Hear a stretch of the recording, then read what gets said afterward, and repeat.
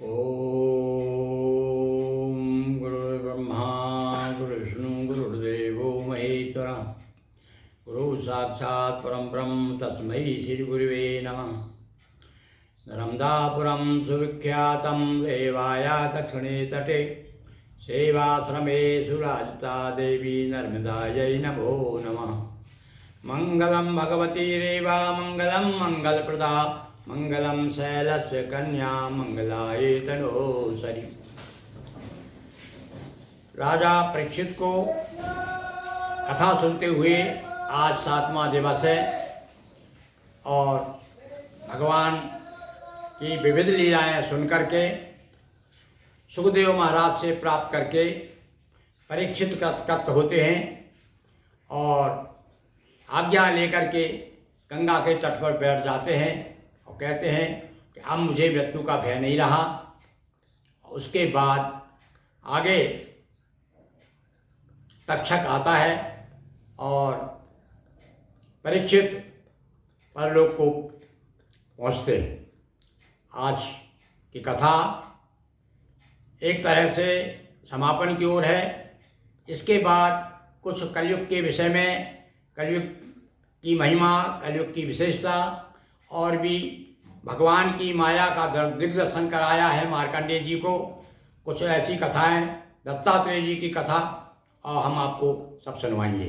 तो लीजिए सुनिए किस प्रकार से परम धाम को पहुँचे द्रौपदी परीक्षित। सुनी परीक्षित हरि कथा, हुआ मृत्यु भय दूर। ब्रह्मवात्म की एकता, मिला ज्ञान भरपूर। शुक आज्ञा पा गंगा तट पर, शुक आज्ञा पा गंगा तट पर। ध्यान लगाया कुशा बिछा कर।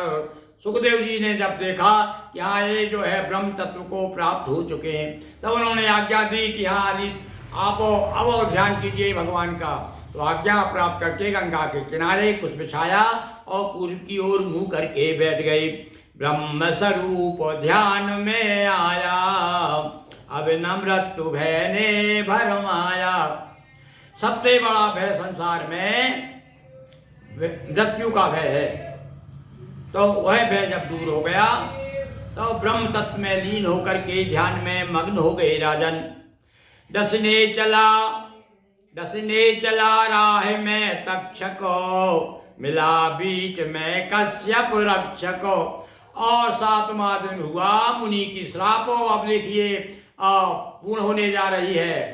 तक्षक को श्राप के अनुसार चल दिया और रास्ते में जब जा रहा था तो रास्ते में उन्हें एक कश्यप नाम के ब्राह्मण मिले।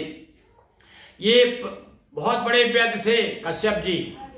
अब जब इनकी मुलाकात हुई तो इनसे पूछा कि महाराज आपका कैसे आगमन हुआ, कहाँ जा रहे हो आप, क्या बात है। तो उन्होंने कहा कि मैंने सुना है कि आज तक्षक एक बड़ा भयंकर सर्प है, वह हमारे राजा को डसने जा रहा है और मेरे पास में एक ऐसी जड़ी है, ऐसा मंत्र है कि मैं उन्हें जीवित कर दूंगा और सर्प विषहीन कर दूंगा उनको। तब तो ये बड़े चक्कर में पड़ गया कि ये तो मेरा काम, मैं जिस काम से जा रहा हूँ वो काम मेरा फेल हो जाएगा। तो दी क्यों जा रहे हो भाई, तुम क्या कह रहे हैं ऐसा तुम किसने कहा तुमसे। तब वो कहता है, कहा चिकित्सा हित में जाऊं और सर्प चिकित्सा से धन पाऊं। अरे मुझे बहुत धन मिलेगा, राजा को जब मैं जीवित कर दूंगा तो मनमाना धन प्राप्त करूंगा। तब तक्षक कहता, कितना धन चाहिए बोलो, मेरे पास इतना धन है। हाँ कहते ना सर्पों के पास तो धन होता है, वो धन रक्षा करते हैं सर्प लोग। तो तक्षक ने बहुत सारा धन दे करके और कश्यप को जो है विदा कर दिया। दशा किंतु कुछ हुई न हलचल, तक्षक ने धन दे लौटाया। स्वयं एक ब्राह्मण बन आया। अब ये ब्राह्मण बन के, स्वयं ब्राह्मण, क्योंकि तक्षक बन के तो जाने नहीं देते, तो ये तो मायावी था, बहुत माया जानता था, तो इस ब्राह्मण बन गया और ब्राह्मण बन के फूल लेकर के हाथ में मैं राजन को देने जा रहा हूँ, आशीर्वाद देने जा रहा हूँ। और जाकर के वहाँ पहुँच गया। जाकर के और वो अपना कीट का रूप धारण किया और धीरे से फूल में, कहते हैं फूल के अंदर कीट बन करके वो बैठ गया, जो फूल जा राजा के पास में बैठ किए और फूल में ही वो कीट था, वो तक्षक था, उसने वहीं डस लिया। रसा किंतु कुछ हुई न हलचल, ब्रह्म स्वरूप परीक्षित निश्चल। निश्चल बैठे हुए थे, ब्रह्म में इतने लीन हो गए।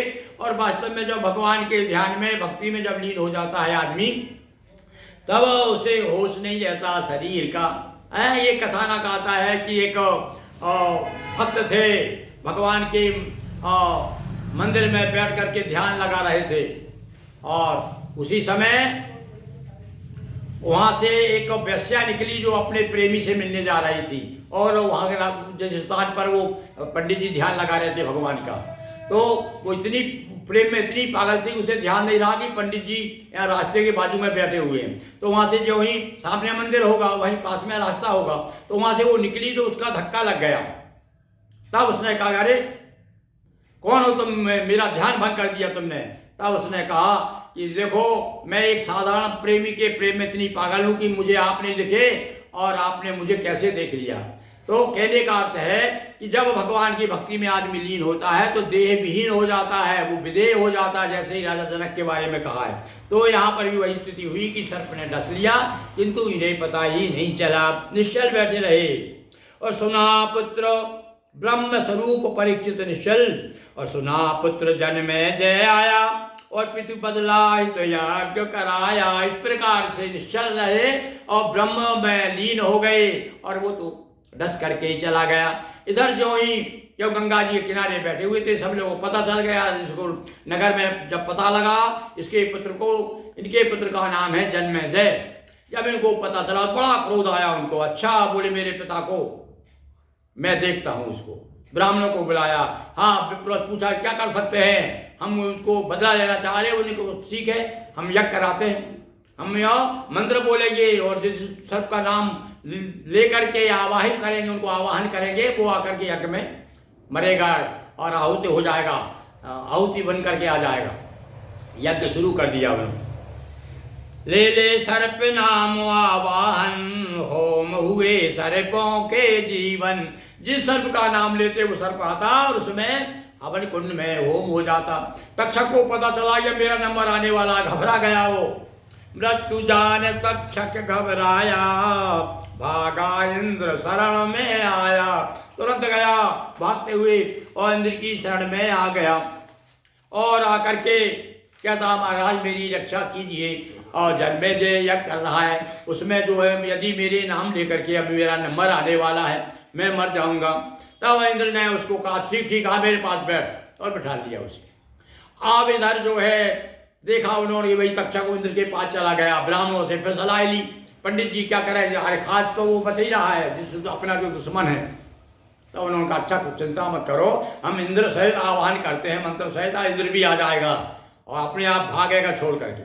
तब इन्होंने क्या किया, इंद्र सहित तक्षक आवाहित, और इंद्र विमान हुआ था वो विचलित। जो मंत्र पढ़ा पंडितों ने, और मंत्र पढ़ करके इंद्र के नाम से और उसका तक्षक के नाम से आवाहन जो किया, तो विमान डोलने लगा। इंद्र का घबरा गया, इंद्र की अरे मैं तो मुझे भी बुला रहा है, तो मुझे भी आसवा करेंगे क्या, घबरा गए।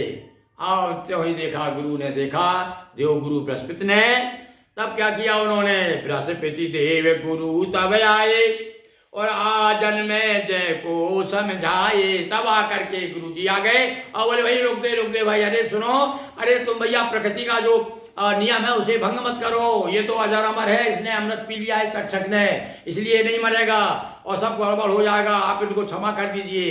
तब जब भैया देव गुरु जी से बृहस्पति समझाए, क्यों नहीं मानेगा, जन्मेजय मान गए। देव गुरु की आज्ञा पाई और हवन योजना बंद कराई। जो भी यज्ञ चल रहा था अब उसे बंद करा दिया गया। अब इस प्रकार से सूत जी कहते हैं सौनक से, ये सौनक देखिए जीवन में जो निर्भय हो जाएगा भगवान उसे ही प्राप्त होते हैं। कहा सूत जी ने सौनक, बनी रहे जीवन की रौनक, बैर भाव मन में ना लाए, हरि चरणों में ध्यान लगाए, जिसे परम पद की हो चाहत, रखे न निज मन में कड़वाहट। समभाव समदृष्टि, सबके प्रति एक सा भाव होना चाहिए। तो देखिए हमारे साथ यही है कि हम राम राम रटना, पराया माल जपना। हमारे बात क्या है, पूजन भजन तो हम करते ही हैं, पर हमारे मन के अंदर जो विकार हैं कौन से, वो दूर नहीं होते। जब तक ये विकार नहीं जाएंगे तब तक सरकार हमारी सुनेंगे ही नहीं। तो इसलिए यहाँ भागवतकार कहते हैं कि जिसे परम पद की हो चाहत, रखे न निज मन में कड़वाहट। भक्त सदा भगवत का पाता परमानंद, चरण पकड़ और राखिए कृष्ण सच्चिदानंद। बोलिए कृष्ण चंद्र की जय, उमापति महादेव की जय, नर्मदा मैया जी की जय। हर हर महादेव शंभो। दोस्तों वीडियो को लाइक शेयर कर चैनल को सब्सक्राइब करें। बहुत बहुत धन्यवाद।